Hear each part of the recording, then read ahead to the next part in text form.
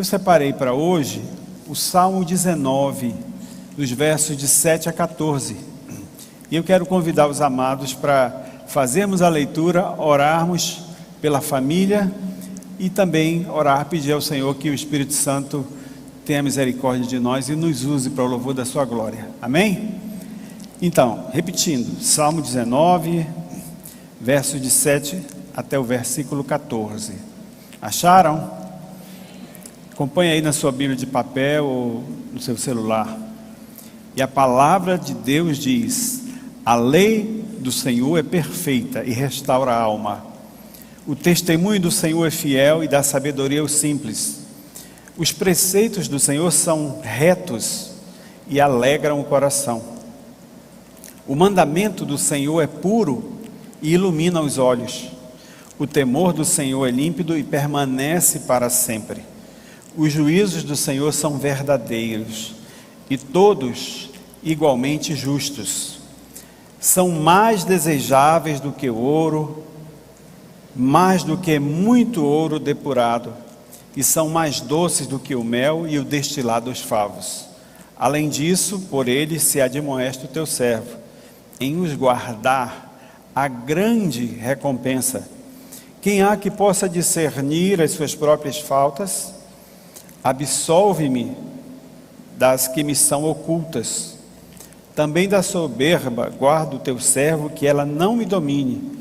Então serei irrepreensível e ficarei livre de tão grande transgressão. As palavras dos meus lábios e o meditar do meu coração sejam agradáveis na tua presença, Senhor, rocha minha e redentor meu. Que Deus abençoe a sua palavra. Amém? Vamos orar? Pai bendito, nós queremos bendizer o teu nome por estarmos num lugar, num país onde temos liberdade para louvar o teu nome. Obrigado pela vida de cada irmão que saiu do seu lar e aqui se encontra. Pedimos que o teu Espírito Santo coloque a palavra devida, coloque nos meus lábios a palavra vinda da parte do Senhor, para que possa haver edificação. E que, Senhor, isso redunde em louvor, honra e glória ao teu santo nome. E que as palavras dos meus lábios e o meditar do meu coração sejam agradáveis na tua presença. Lembramos também, Senhor, a vida do João Alves, bacana, da nossa irmã Jaqueline, da Jade, que estão naquele hospital lá nos Estados Unidos da América. Senhor, estende a tua mão. Tu és um Deus bondoso, poderoso, misericordioso. Tem misericórdia dessa família, Senhor, e os ajuda nesse momento de dor, nesse momento de insegurança e de incerteza. Que o teu Espírito use cada pessoa que adentrar aquele quarto, levando gotas de esperança, levando palavra de Deus ao coração dos teus amados. Tudo isso te pedimos em nome de Jesus. Amém. Eu tinha só 16 anos, eu tinha um desejo enorme de ler a Bíblia. Eu era religioso, eu fazia a leitura da liturgia, mas eu nunca tinha recebido uma Bíblia. Então, com 16 anos, o Antônio Carlos e o João Roberto me presentearam com uma Bíblia, e eles juntaram a fome com o desejo de comer, ou seja, aquela Bíblia veio responder a um desejo meu, e ela era em inglês, e eu sempre tive um sonho, eu quero falar inglês, eu vou aprender a falar inglês. E eu comecei a ler aquela Bíblia, e mergulhei. A princípio olhava como um livro texto, ou um livro histórico, mas à medida que eu fui lendo, eu fiz 3 descobertas que abalaram a minha vida. A primeira delas foi: eu sou um pecador. Romanos 3:23, todos pecaram e carecem da glória de Deus. Então, como pecador, eu estava perdido. Em inglês, I am lost, não é? Eu estava perdido, perdidão mesmo, enquanto fosse religioso. E aí, lendo, eu fiz a segunda descoberta, que aqueceu meu coração. Jesus morreu por mim. E aí aquilo me acalmou, mas não tinha feito nada, não fiz nenhuma outra coisa. Mas aí veio a palavra de Deus mais enfaticamente e abalou completamente o meu coração: Jesus voltará. E isso então me levou a buscar, a ler, a entender muito mais. E aí eu falei para aqueles dois rapazes, João Roberto e o Antônio Carlos: onde é que vocês estão estudando a Bíblia? Nós estamos ali na Silva Ramos 493, na Igreja Presbiteriana de Manaus. Tem a escola dominical, tu quer ir lá? Digo, eu quero. E aí eu fui para a escola dominical. Lá tinha uma senhora que conhecia a palavra, tinha uma palavra muito gostosa acerca dos ensinamentos da palavra, Dona Lacia Araújo. E aí eu fui bebendo, me alimentando da palavra de Deus. E era assim: às 7 horas eu ia para a missa, às 9 horas eu estava na escola dominical, às 7 horas eu ia para a missa, 9 horas eu estava na escola dominical, com a Bíblia debaixo do braço. E aí as pessoas diziam: ei, Jair, tu está fazendo da Bíblia desodorante? É, rapaz? Aí eu ficava chateado com aquilo. Não, rapaz, isso é a palavra de Deus. E aí eu era líder da juventude lá na igreja, e o pessoal dizia: rapaz, esse cara está lendo muito a Bíblia e tal, está ficando careta. Mas aí um dia, eu inquieto, eu fiz uma pergunta ao pastor Caio, e essa pergunta foi sensacional. A resposta, digo, pastor Caio, ele esfregando as mãozinhas assim, né? Muito bem, meu amado, o que é que você quer? Eu posso continuar assistindo a missa às 7 horas da manhã e vindo aqui à Igreja Presbiteriana às 9 para assistir a escola dominical? E a resposta dele foi bíblica e direta: meu amado, esfregando as mãozinhas, o Espírito da verdade te guiará em toda a verdade. Aí o meu coração se acalmou e disse: tá bom. Eu achava que ele ia dizer: saia, chuta o balde, não é? Mas ele disse: não, o Espírito da verdade vai te guiar em toda a verdade. E aí então eu fiquei livre para adorar o Senhor, a continuar indo lá e cá, mas também peneirando todas as coisas à luz da palavra de Deus. O que nós temos aqui é o Salmo 19. O Salmo 19 é a manifestação da revelação natural de Deus, onde Davi apresenta a criação do Senhor como algo tremendo. Você já teve a oportunidade de andar ali pelo Rio Negro e ver um pôr do sol lindo, ou um nascer do sol? Você vai entender que aquilo ali não é acaso, não foi uma explosão, não foi um Big Bang, mas existe um ser, um Senhor, um Criador que teve o cuidado de como que pintar, de colocar cada estrela no céu, não é? Muito bem. E aí, nós temos aqui os primeiros missionários. E esses primeiros missionários são os astros, as estrelas, o céu, o iniciar do dia. Todos eles proclamam, anunciam a glória de Deus. E diz lá: e o firmamento, as obras das suas mãos. Então não há linguagem, não há palavra, não há como nós contrapormos ou dizermos: não, isso é acaso, eu acho que isso acontece por acontecer. Não, há um Deus criador do céu que fez, teceu e colocou cada detalhe ali. Então a criação de Deus, ela é muito maior do que isso, muito maior. Então um biólogo chamado Edward Wilson, ele afirma que existe mais de 6 milhões de fungos na face da terra, e que existe mais de 10 mil espécies de formiga, né? É muita formiga, é muito tipo de formiga. E que existe mais de 300 mil tipos de plantas com flores e que embelezam a natureza. E que existe também mais de 10 mil espécies de ave e de 4 mil a 5 mil espécies de mamíferos, de animais. Então, tudo isso, a grandeza de Deus é muito maior do que todas essas coisas. A criação é um livro sem palavras, que todos podem ler e não precisa de tradução. Quando você olha, você observa que há um Deus criador. Mas, veja bem, e essas pessoas que nunca ouviram falar de Jesus, conquanto ouçam e vejam principalmente a criação do Senhor, qual é o estado delas? Elas se recusam a ouvir, portanto estão perdidas, e cabe a mim e a você transmitir a palavra de Deus, a palavra de salvação. Como vimos, a revelação de Deus ela é maravilhosa. Deus se manifesta desde antes da queda, na queda, cuidando do homem, cuidando da criação, não deixando que nada nos falte, conquanto a gente tenha sido desobediente. Então, diante dos olhos do escritor de Davi, ele mostra para esse quadro, ele nos mostra esse quadro, que existe também uma revelação especial de Deus. Além dessa revelação natural, existe uma revelação especial. E ela se manifesta através da palavra. A partir dos versos de 7 a 14, nós vamos observar isso. A majestade do Senhor. Se os versículos de 1 a 6 exaltam a majestade do Senhor, os de 7 a 14 mostram a sua graça.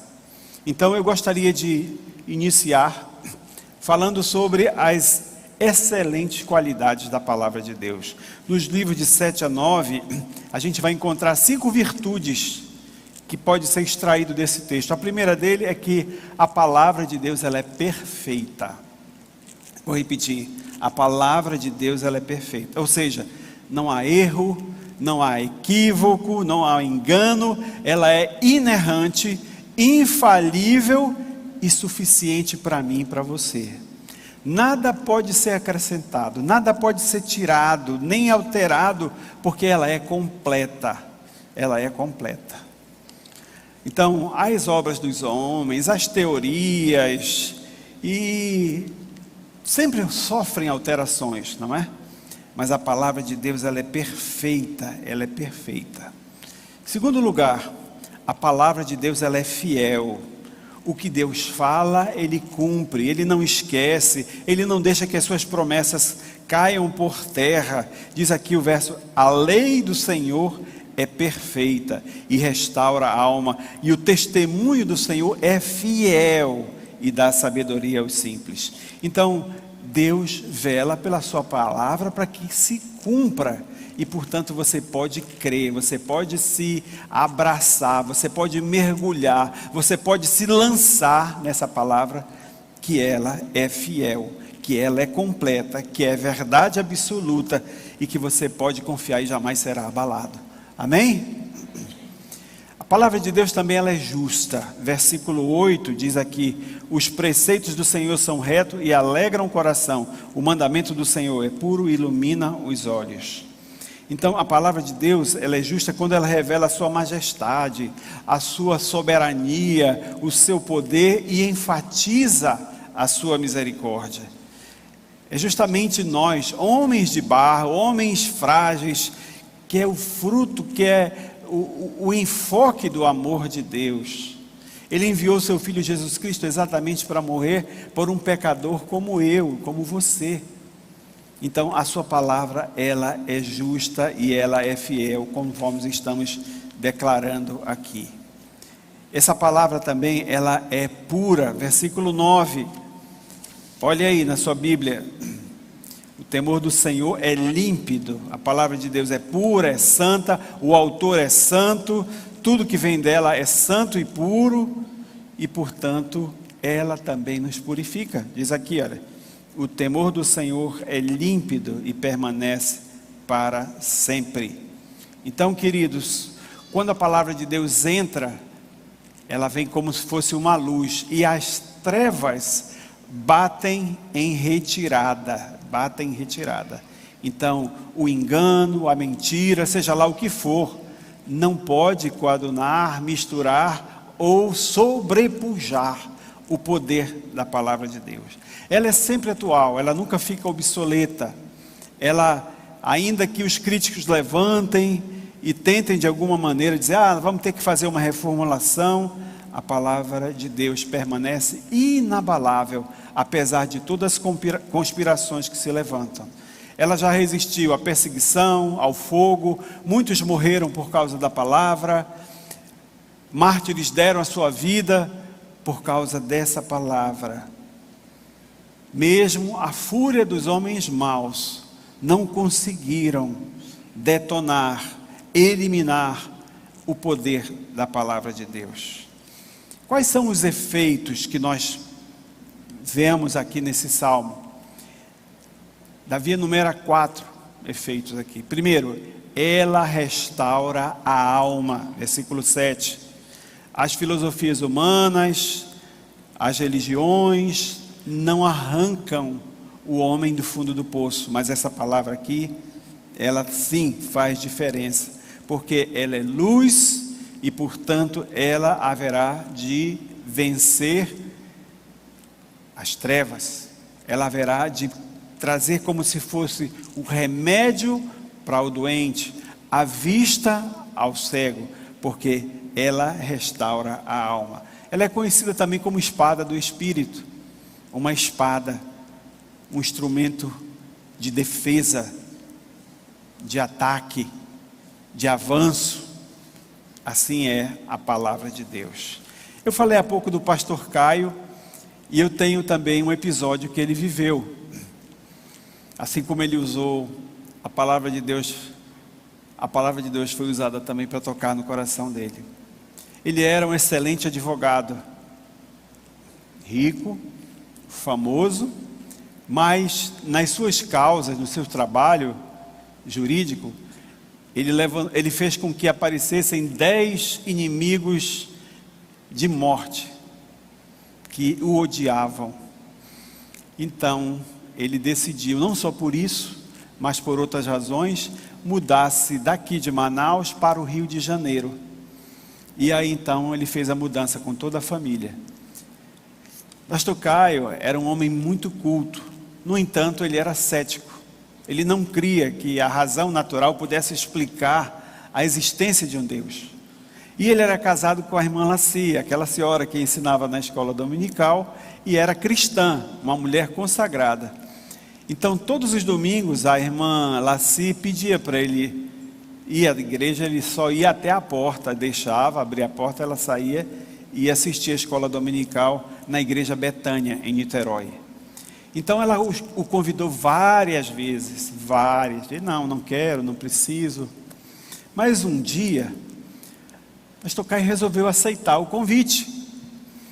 E aí adentrou a igreja exatamente na escola dominical.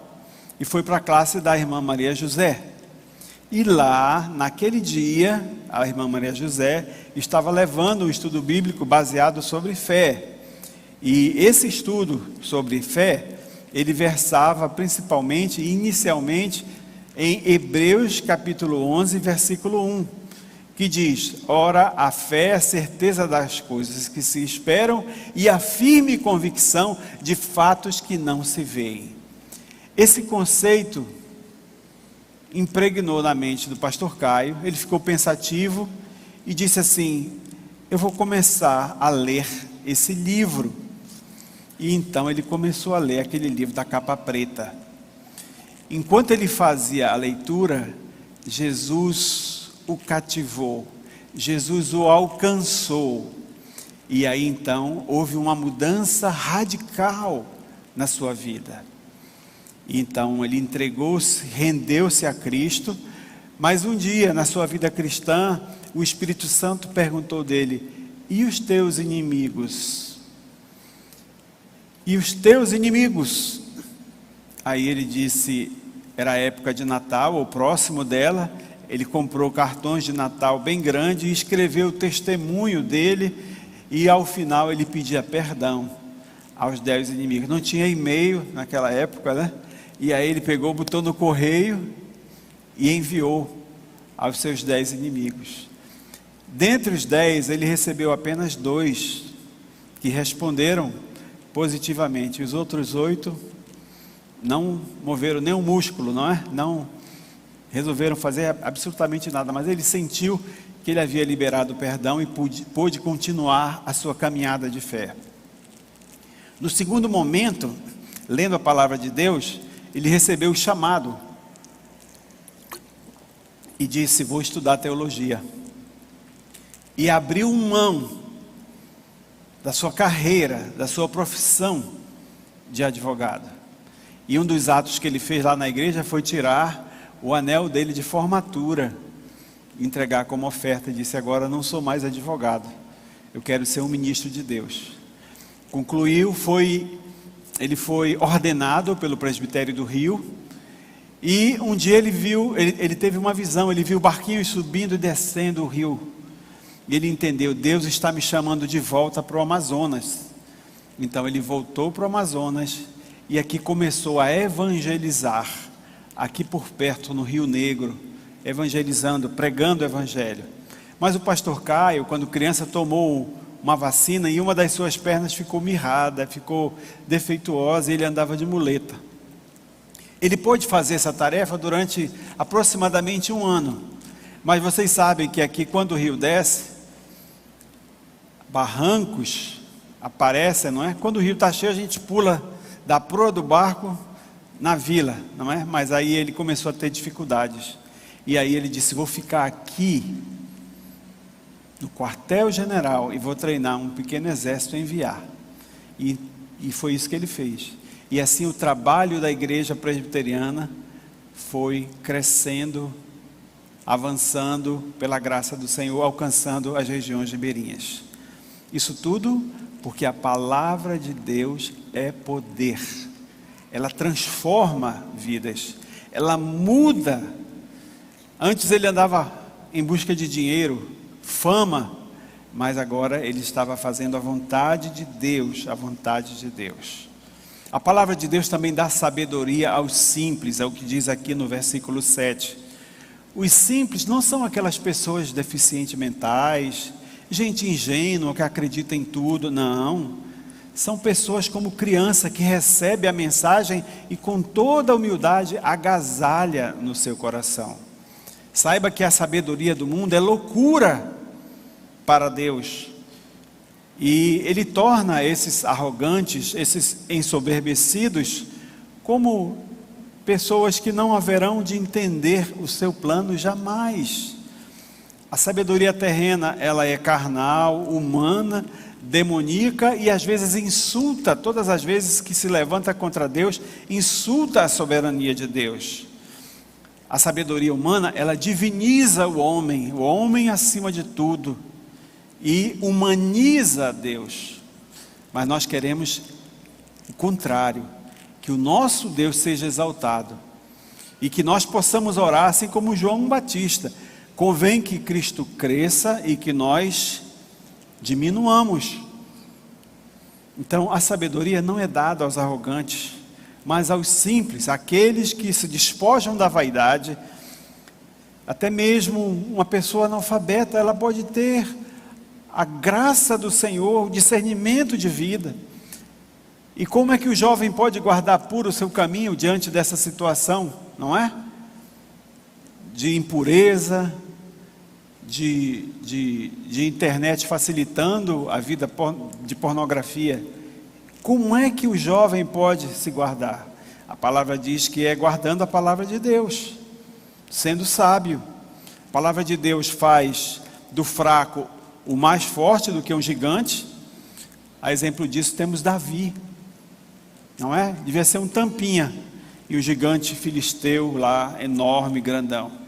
Mas ele disse: tu vens contra mim com espada, com lança, com escudo, mas eu vou contra ti em nome do Senhor. Esse é o poder da palavra de Deus. Em terceiro lugar, ela alegra o coração. Esse mundo está marcado de tristeza, gente. É vale de lágrima. Há pouco nós perdemos muitas pessoas vítimas da Covid. Algumas estão vivendo como que a esperança morta, uma esperança que não tem vida. Outros passam por tristeza, ansiedade, medo, depressão. São sonhos que não se realizam. São coisas que aconteceram que atrasaram, atrapalharam o seu sonho.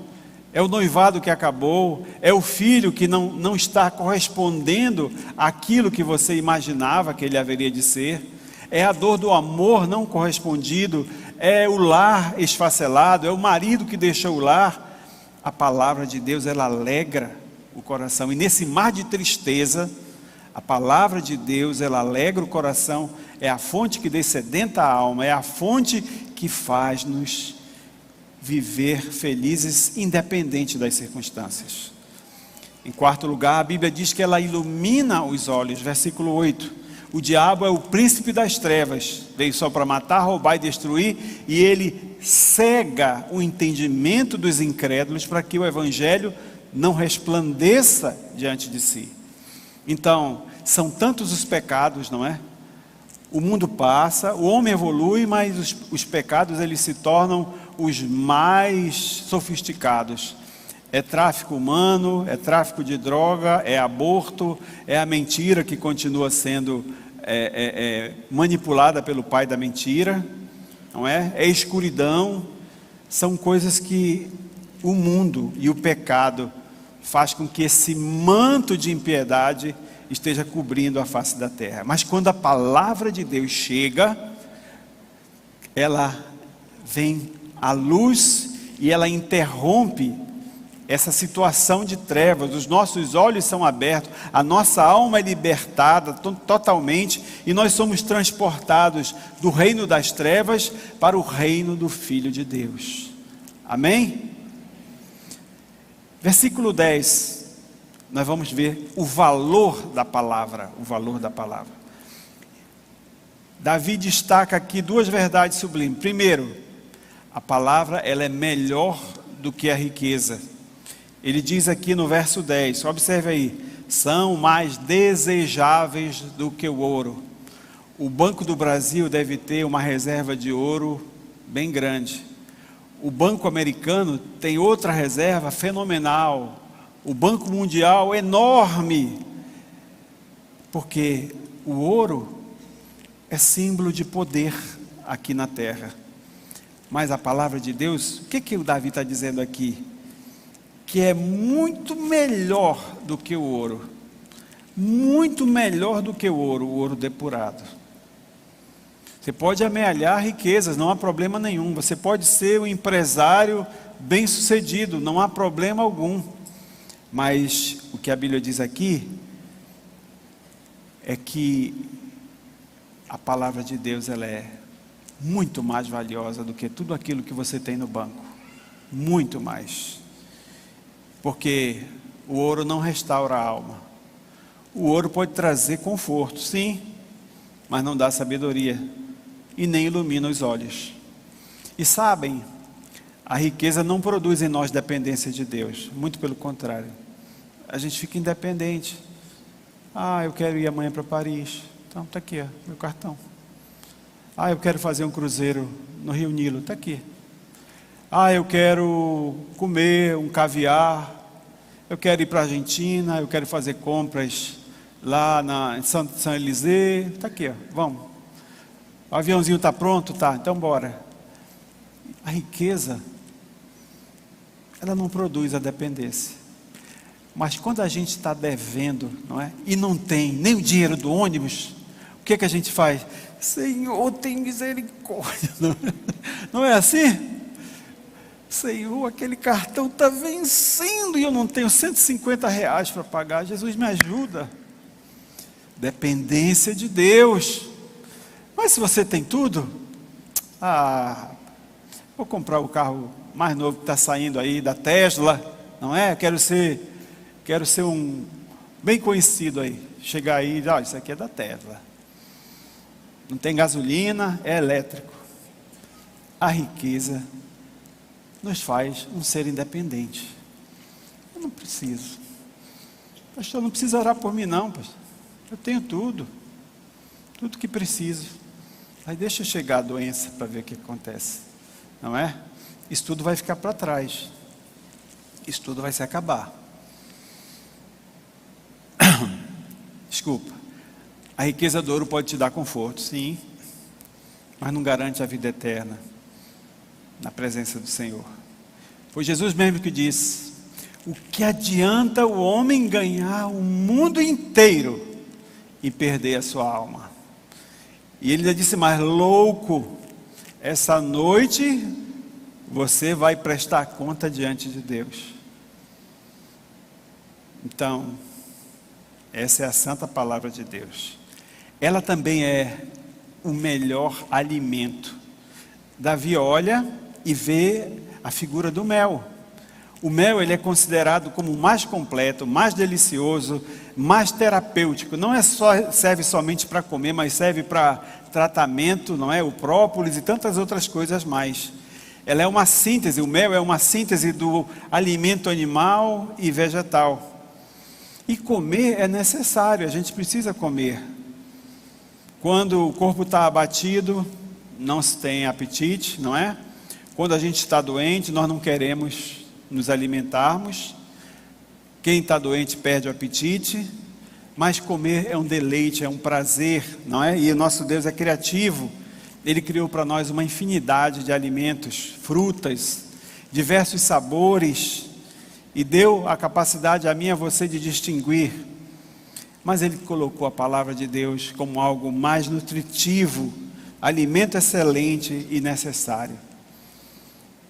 Foi Jesus que falou em Mateus 4,4: não só de pão viverá o homem, mas de toda a palavra que procede da boca de Deus. Sendo assim, se nós temos pão todo dia, temos que comer o pão vivo que desceu do céu. Temos que nos alimentar da palavra de Deus.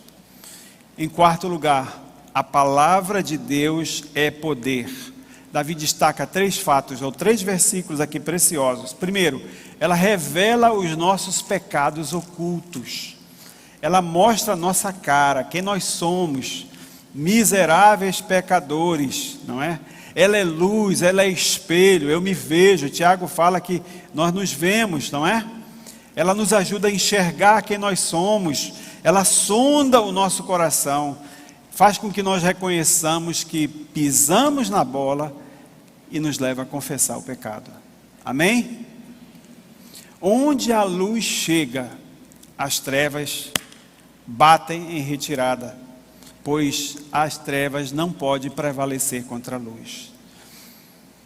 Dificilmente eu creio que alguém diga, eu amo a palavra de Deus, mas não reconhece o seu pecado, mas não se derrama na presença de Deus, não coloca o seu joelho e diz, Senhor, tem misericórdia de mim, miserável pecador. É a palavra de Deus que gera convencimento. Quando você lê a palavra de Deus, ela está te lendo, ela está lendo você. Quando você está esquadriando a palavra está esquadriando também o teu coração. E ela vai lá nos porões, ela vai lá nas regiões mais escuras da nossa vida e manifesta quem nós somos. Mais uma vez, pecadores que necessitam da graça do Senhor. Há muitas pessoas que estão com a sua consciência cauterizada, não estão por sua vez, tendo a consciência de que estão vivendo em pecado, que aquilo vai levar à derrota, que vai ser fracasso, que vai ter problema, que vai trazer prejuízo para a sua vida espiritual, porque não estão observando a palavra de Deus. Davi observou aqui e não estava interessado em receber aplauso ou ser popular entre as pessoas. Olha o que é que ele fala aqui: que as palavras dos meus lábios e o meditar do meu coração sejam agradáveis. E aqui no verso 11 ele diz: quem há que possa discernir as próprias faltas? Absolve-me até daquelas que me são ocultas, aquelas que eu esqueci-me, mas que foi pecado, que eu falei rispidamente com a minha esposa, ou que no trânsito eu desejei que o trator passasse em cima daquele carro, não é? Que veio e cortou, ou aquele que entrou na nossa frente, no estacionamento e tomou o nosso lugar, não é? Então isso, se há isso no nosso coração, nós temos que nos derramar diante do Senhor. Ele diz também que a lei do Senhor é perfeita, não precisa de fazer conserto ou reforma, porque ela é completa. Nada precisa ser acrescentado. Ela tem o poder suficiente para alcançar a nossa alma, revigorar a nossa vida de fé. E no Salmo 1, Davi mesmo diz: feliz é o homem que medita na lei do Senhor de dia e de noite. A lei do Senhor é um mar infinito de bênção para a sua vida. Deixe-me falar de uma experiência que nós tivemos no interior, evangelizando aí algum tempo atrás, alguns anos atrás. Nós fomos no Barco Hospital e fomos convidados a visitar uma região muito remota e que precisávamos de guia para sair do canal do rio, entrar num outro braço do rio e navegar e chegar até aquela vila, aquela comunidade. Era remoto e de difícil acesso. Até hoje, quando nós vamos lá, nós temos duas dificuldades. Primeiro, o barco só pode entrar na época da cheia. Segundo, e quando entra a gente leva um guia, porque tem muito canal e muda de uma cheia a outra, de um ano a outro, cai madeira, e, enfim, o canal muda, etc. Então nós resolvemos chegar a uma comunidade chamada Amândio, no Paraná do Ramos. E chegando lá, fomos recebidos pela comissão de frente das crianças, não é? Várias crianças descalças, nuas, com a barriga bem abaulada, bem grande, não é? E vieram para a beira do barranco para nos receber, como se fosse um feriado, né? Uma festa. E nós chegamos lá, visitamos e cuidamos daquela população ali. Essa foi a nossa primeira viagem. Passado alguns meses nós voltamos e sempre anunciando a palavra, dizendo quem nós éramos. Então dessa segunda vez nós já não éramos tão estranhos, mas já estávamos com as portas abertas para entrar e abençoar os moradores do Amândio. E fomos levar a palavra de Deus, remédio e assistente social através de ranchos, de cestas de alimento. Sempre que nós fazemos essa visita, ao final nós fazemos um culto, uma reunião onde a gente agradece ao líder da comunidade e aproveita o momento para anunciar a santa palavra de Deus. Então lá no Amândio, nós nos reunimos, não tínhamos igreja naquela época, nós reunimos debaixo de uma mangueira. E aí eu preguei a palavra, anunciei a Cristo e perguntei: quem aqui deseja fazer uma decisão por Jesus? E 3 mulheres levantaram a mão e eu as convidei para vir aqui à frente, estar perto de mim para orar por elas. Então quando elas chegaram, uma delas disse: pastor, eu quero falar alguma coisa. Eu já fiquei preocupado, confesso. Eu acabei de pregar, será que essa mulher vai despregar minha mensagem aqui? Como é seu nome? Berenice Brasil. Digo: Berenice, fica aqui do meu lado, porque se ela avançar o sinal, eu já segurava, né?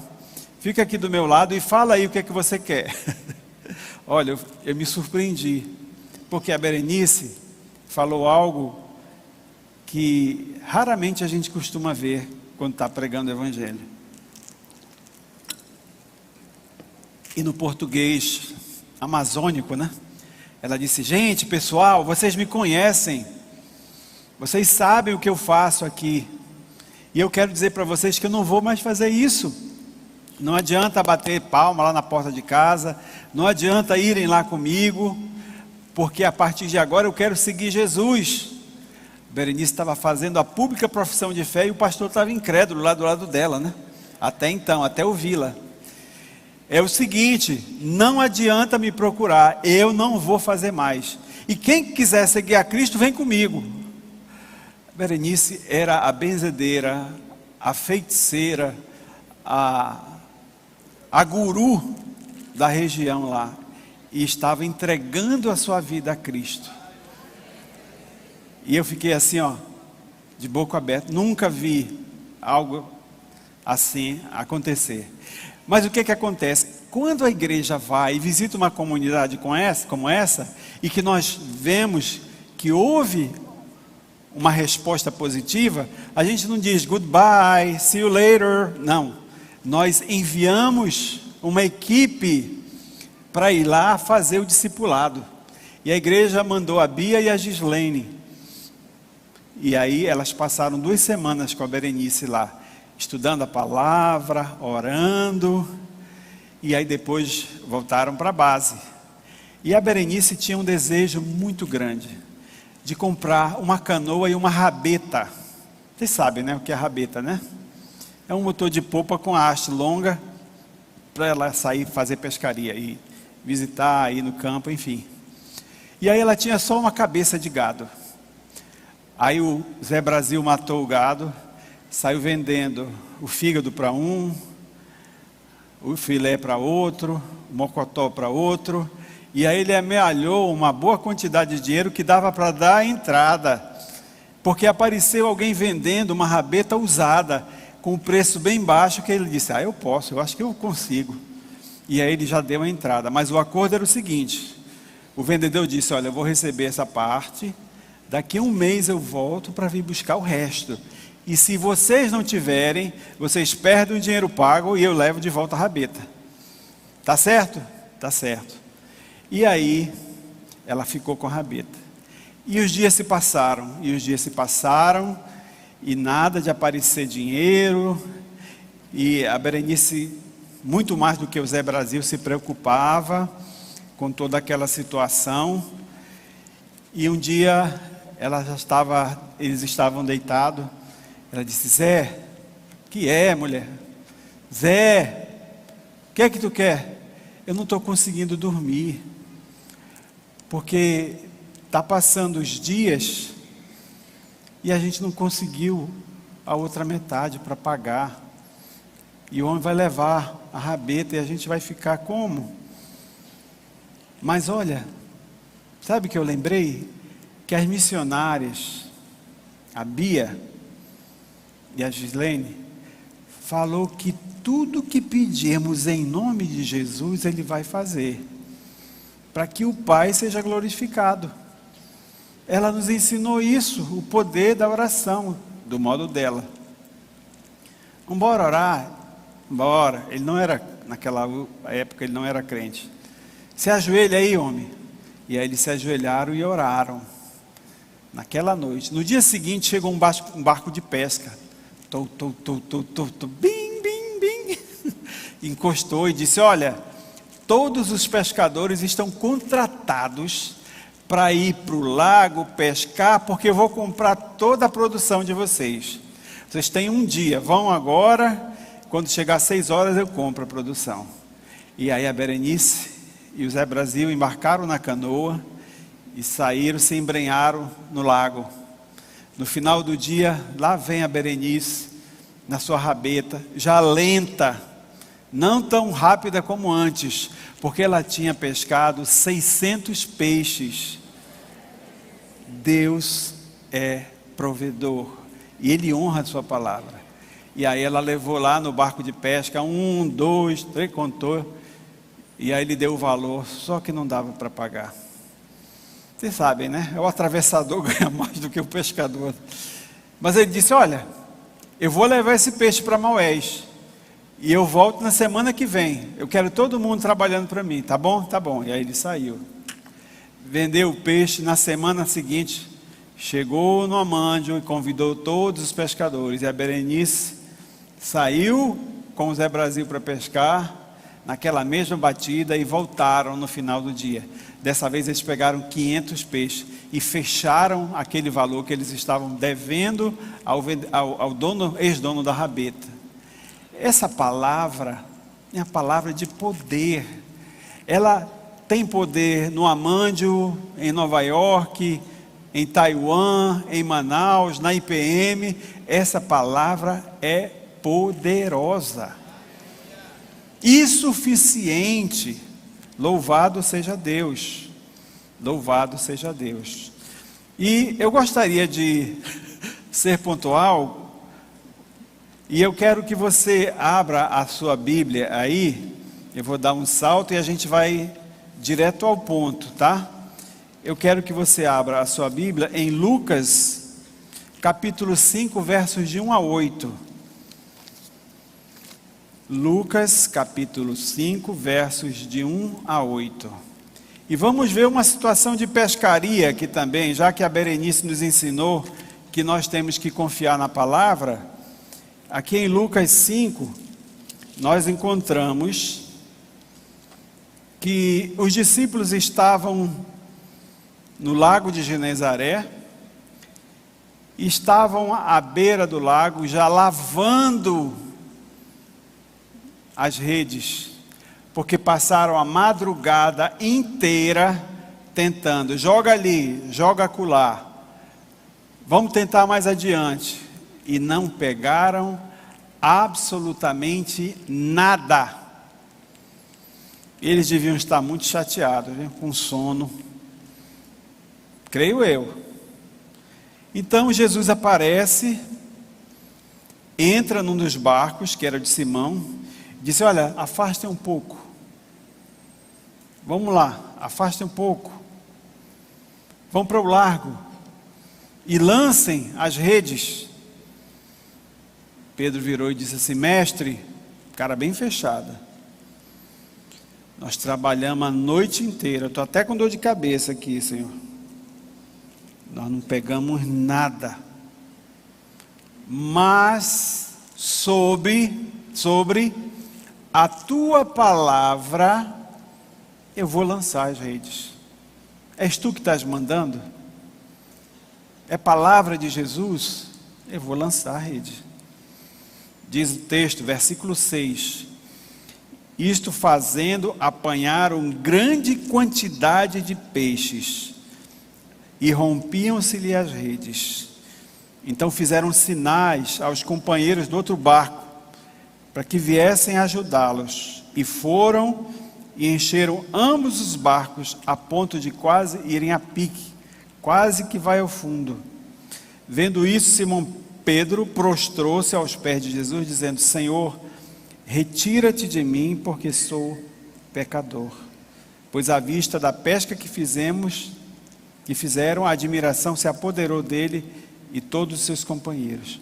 Mas a palavra que eu quero frisar aqui, enfatizar aqui, é essa palavra de Pedro, e disse: Senhor, nós trabalhamos a noite toda.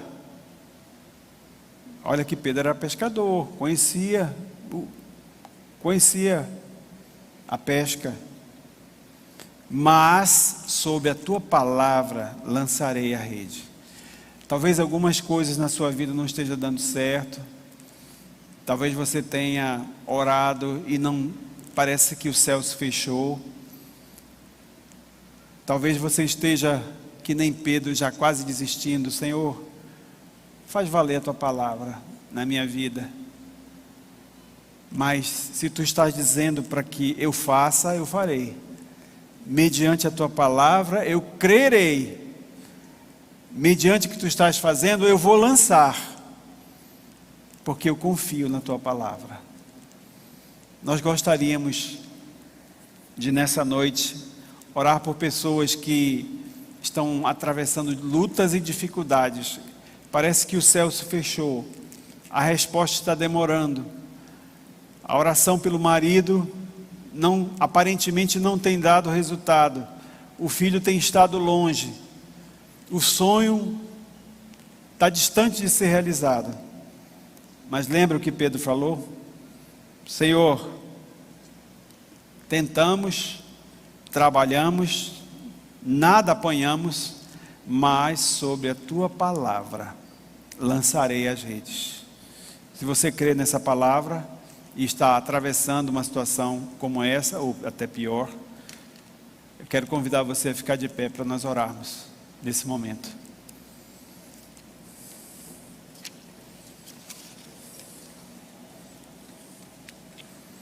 Pastor Francisco, chega aqui por gentileza. Eu creio nessa palavra. Essa palavra é poder.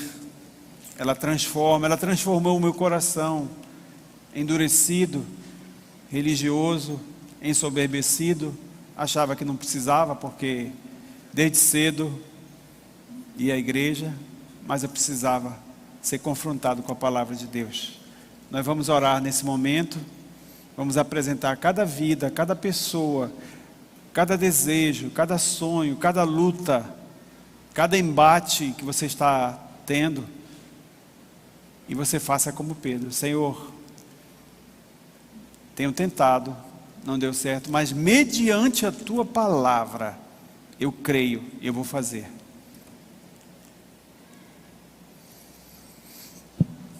Senhor, muito obrigado pela tua palavra. Nós nos apropriamos dela, porque cremos que só ela tem poder transformador, libertador, restaurador, Senhor. Os teus filhos estão aqui de pé, na sua presença, clamando, Senhor, para que o Senhor possa valer da sua palavra. Amém. Algo extraordinário possa acontecer. Amém. Porque sua palavra, Senhor Deus, traz à existência aquilo que não existe. Sua palavra é poderosa, Senhor Deus, para fazer infinitamente mais daquilo que pedimos ou pensamos. Deus, em nome de Jesus, nós clamamos agora que esta palavra, Senhor, faça valer na nossa vida hoje, aqui à noite, neste espaço, nesse templo, como também na vida dos meus irmãos, minhas irmãs que estão cultuando o teu nome, Senhor, em suas casas nesse momento, talvez no hospital, no leito, talvez numa UTI, talvez, Deus, numa briga de família, talvez, Deus, num casamento que aos olhos humanos está falido, mas, Senhor, sob a tua palavra, Senhor, nós iremos lançar, ó Deus, as nossas redes, crendo que o Senhor fará maravilhas no nosso meio, que o Senhor irá transformar, que o Senhor irá fazer algo tão especial, porque sua palavra, Senhor Deus, é uma palavra que faz o impossível ser possível. Pedimos, Senhor, que tu venhas aqui nesta noite visitar os meus irmãos, minhas irmãs. Sim, Pai. Fazer, ó Deus, com que a sua palavra seja de fato um favo de mel. Amém. Doce, agradável, saradora.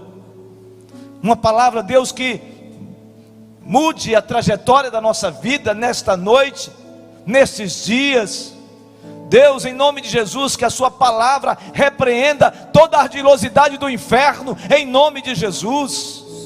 Que o inimigo bata em retirada da nossa família, da opressão. Deus, nós clamamos que o Senhor manifeste de maneira poderosa, grandiosa sobre a sua igreja. Aviva a sua igreja, porque o Senhor é grande, e o Senhor é grande, o Senhor é grandioso, e crendo nela, Senhor, nós nos apropriamos já da vitória, Amém, Senhor. para a glória do teu nome, em nome de Jesus. Grande é o Senhor, e muito digno de. Vamos adorar mais forte agora, na cidade do nosso Deus, seu santo monte. Alegria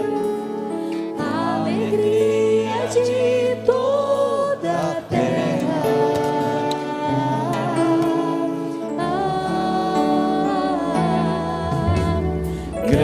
grande é o Senhor em quem nós temos a vitória. Quem nos ajuda? Que nos ajuda contra o inimigo. Por isso diante dele, Senhor, Por isso diante dele nos prostramos.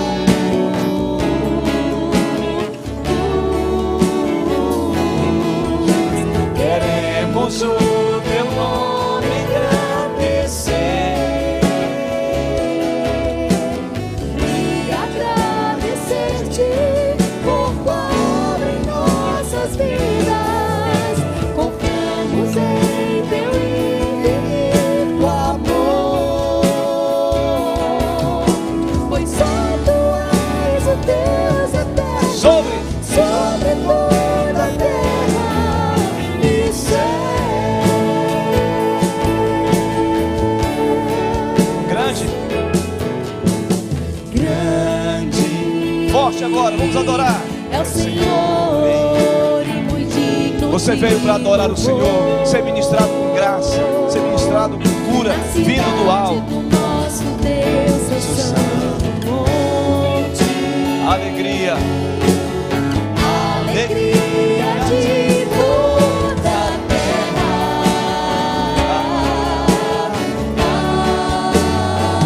grande é o Senhor. É o Senhor em quem nós temos a vitória. Que nos ajuda contra o inimigo. Que nos ajuda contra o inimigo. Ó Senhor Deus, Por isso diante dele nos prostramos.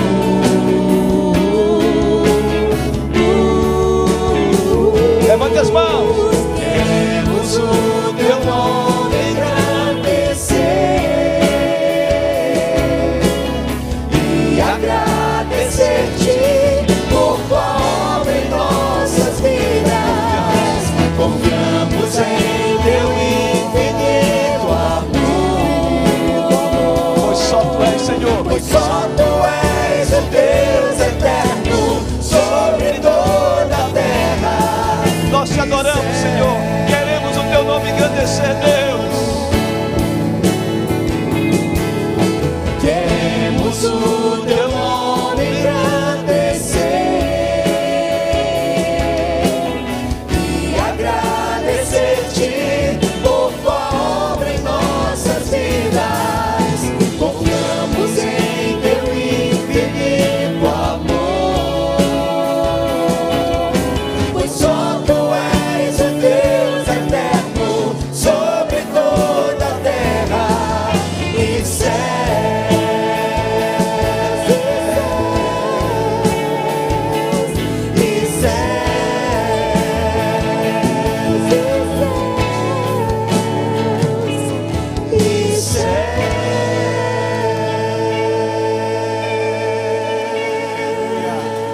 Nós te aplaudimos, Senhor. Nós te aplaudimos, Deus. Fortemente, irmãos, vamos aplaudir o Rei dos Reis, o Senhor dos Senhores. A Ele a honra, a glória e o louvor pelos séculos dos séculos. Recebei a bênção. Que a graça do nosso Senhor e Salvador Jesus Cristo, o amor de Deus, o nosso eterno Pai, o poder, a plenitude, a bênção oriunda do poder da palavra, seja com o povo de Deus aqui reunido e congregado em qualquer lugar da face da terra, agora e para todos sempre.